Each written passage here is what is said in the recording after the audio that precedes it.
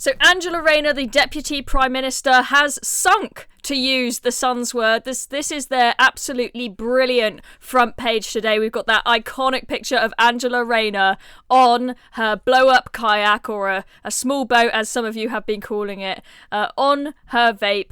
She has had to quit after this huge scandal about dodging 40 grand in stamp duty. She went on, her last-ditch attempt to save herself was to go on Sky News and start crying, saying, "My lawyers advised me that I didn't have to pay this 40k. It's all their fault." And then the lawyers came out the next day and said, absolutely not. We're conveyancers. We're not accountants. We don't advise on tax, and we told you to go get your own advice on your tax matters, and you decided not to. And then that was curtains. And the ethics advisor then said she had breached the ministerial code, and it was time for her to walk the plank. I've got Chris Cork, brilliant Chris Cork, here with me to discuss it all. We're going to be talking about whether this is a good thing or if things are going to get even worse, because we've now got David Lammy, and we'll be asking the question, is it just Angela Rayner that has sunk, or Keir Starmer's entire government? Could we even end up with an early general election because things are such a mess? Well, let's get into it. I mean, Chris, first of all, what's your initial reaction to Angela Rayner having to quit her job? Well, I was on the way home from work yesterday, and I was getting inundated with messages, and I was like, what's going on? Something must be going on, something big. I pulled up to the traffic lights, and it was just like, Angela Rayner resigns. But the thing is, it was inevitable. It was going to happen. Yeah. She couldn't stay in that position, you know. And there was a clip. Someone sent me a clip from 2012, I think it was. I can't remember what it was. It was a while back, and she did it might be 15, and it was Angela on the radio station, and she said, "Me and Keir have made a pact. If any of us break rules, then we can't stand in office." And you know, to be honest, to be fair, she has stuck with that, you know. But I think that's all the vandalism, you know. I just think she was thinking, my family's getting involved with it. I don't really want to go down that route, so the best decision for me would be to resign. But you know, she's gone from £160,000 salary down to 90. So I don't think she'll be hard done by it. But she might be, because she might not be able to afford the monthly mortgage payments on her new pad now that she's got a lower salary. Also, she is still staying as an MP, but she is predicted to lose her seat at the next general election to Reform, so she could be unseated and then be unemployed and have no salary to pay that mortgage. So I doubt she'll be. A lot of people said she should resign as an MP as well, but I said there's no way she's going to do that, because she needs some kind of income to pay this mortgage on her new pad. One question a lot of people were asking is when she left Downing Street yesterday after resigning and went back home, which home did they take her to? Because none of us seem to know which home is her main residence. Did she go to Hove? Did she go to Ashton-under-Lyne? I mean, the Ashton-under-Lyne home, which she claims is just owned by an under 18, by a kid.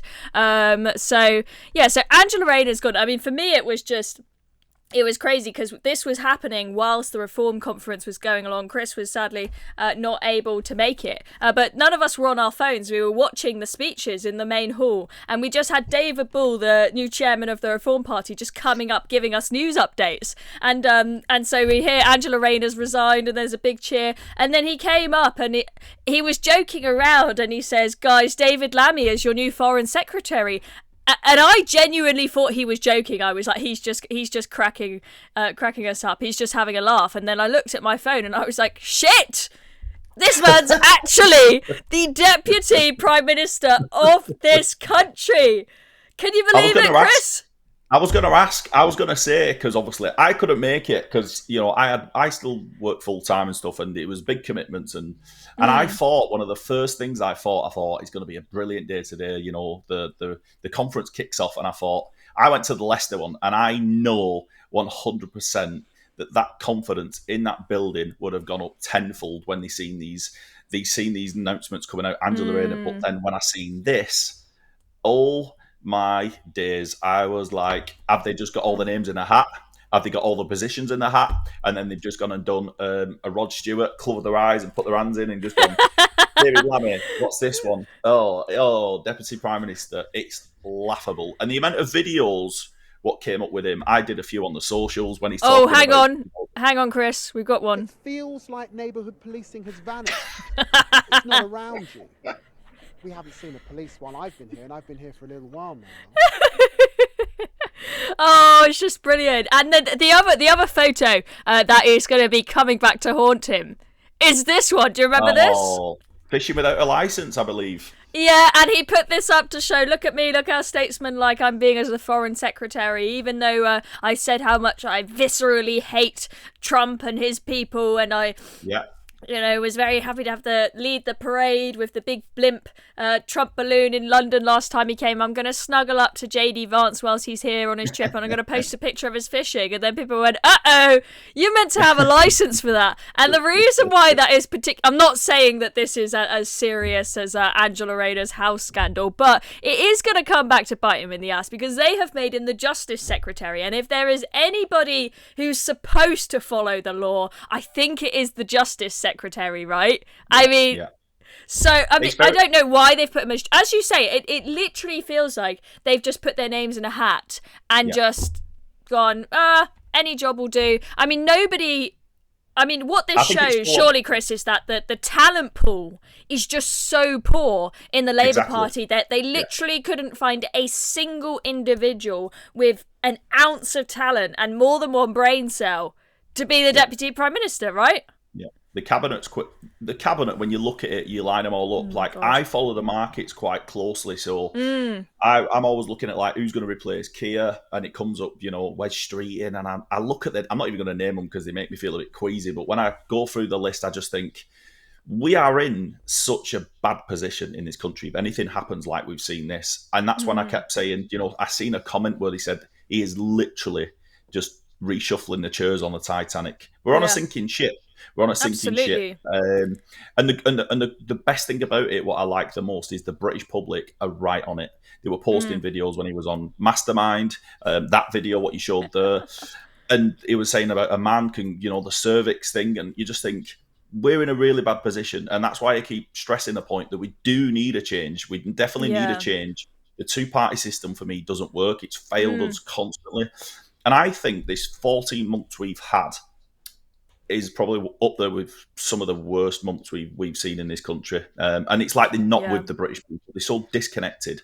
But when you actually look for leadership in that cabinet and you look for someone with a backbone, you're not finding anything, are you? I think it's worse than anybody expected. And you mentioned there, Chris, that you follow the markets closely. Now, most people have been saying, even though they're doing a really bad job, this Labour government, they're not going to be turkeys voting for Christmas. They will stay there until 2029. But then we found out the markets are freaking out. It's worse than the Liz Truss situation.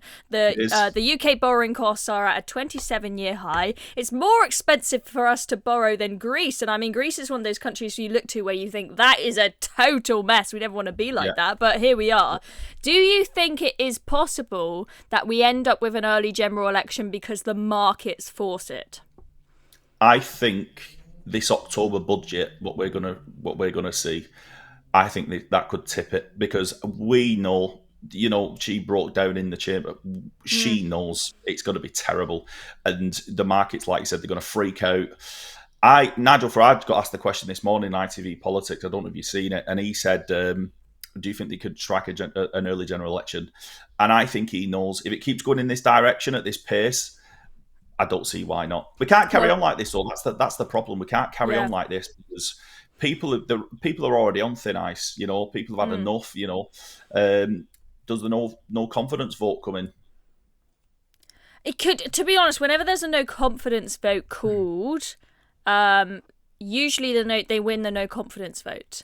But then after that, the herd stops moving. People start resigning.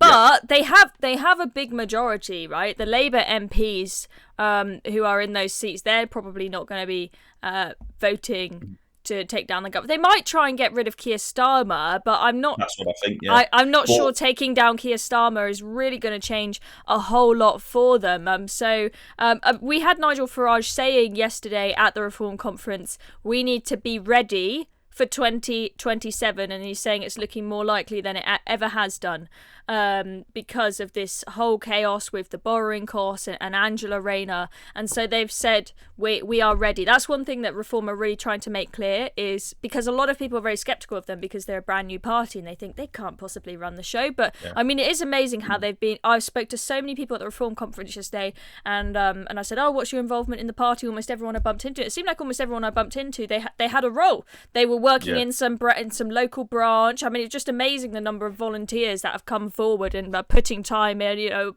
most of them unpaid, to organise the party.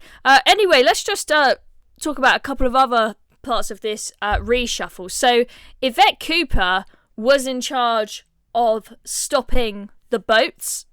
That hasn't gone very well. I think it's fair to say the numbers are going up. Hilariously, we had the announcement of the deal they were really proud of with France to swap 50 people a week. And I think it was at least a month ago now, they announced it's starting this week. We have detained the first people to be deported, and they'll be off to France before you know it. I think they said before the end of that week. I know that the the deal with France is France has 14 days to decide if they're taking them or not, but it's been more than 14 days. It's been about a month. Nothing's happened. On the first day back in, she said, we will, by the end of this month, by the end of September, have people going. And then the following day she said, I'm not sure about that. So, I mean, it's all gone terribly wrong. Yeah. So she's been moved to Foreign Secretary, but then you think, oh, well, they must have got the big guns in to be Home Secretary to sort out Yvette Cooper's mess and stop the debate. So we've got Shabana Mahmood. I mean, this is another woman who, I mean, a lot of people say she's got her head screwed on a bit more than Yvette Cooper, but she goes parading around with Palestine flags, so I'm sure she'll be welcoming in everybody from Gaza as Home Secretary. And also, she keeps saying they're going to deport all the foreign criminals from the prisons, but she never does it. She doesn't make any progress on it. So, I mean, Chris, do you think any of this reshuffling is going to improve the situation on this sinking ship? No. I think all we've had since they've come in is just broken promises. They keep standing up in the chamber. We're going to do this. We're going to do that. We're going to smash the gangs. We're going to stop the boats. We've not had anything. That's why I think people are going, do you know what? We're just going to do something ourselves, because when you look at Epping, I always use. I follow Adam Brooks massively on this. You look at the communities, and you look at some of the things what gone on. That man got found guilty, by the way. So yeah, I think some people owe apologies, massive apologies to these people. But when you actually look at that community and they're looking for guidance from our government, and you see Yvette Cooper standing up, we're going to do this deal. This is going to happen. When's it happening? Because it's not happened so far. You know, Keir's been saying smash the gangs for 14 months, 15 months, and we've not done anything. What? This is what I keep repeating myself with. What did he expect people to do? What do they expect people to do? They've just got to take it into their own, hands. And when they do, that's when you're far right, you're racist, you're thugs. It's not. It's just absolutely frightened to death communities who will just think, right, well, if they're not going to do anything, we've got to do something. And then when that man was found guilty, the other day through the week, I like what Nick Ferrari said on LBC, which I don't really usually, I couldn't believe it when he said it, but he said some people deserve apologies massively for this because, like I said, I think so. We had Stand Up to Racism shipped in there, no idea about the local community, telling those concerned mums and dads that they were a bunch of racists. And as you say, Chris, what does the government expect people to do? Of course, none of us here condone any sort of rioting or violence, but the fact that people are not going to stop protesting, at least if they can't get the right answers in the ballot box, they are going to end up protesting. Anyway, on that note, thank you very much, Chris, for joining us. It's Chris Cork. You can go find him on all the social medias. He's just launched a YouTube channel, so go subscribe to him there. Thanks for watching, everybody.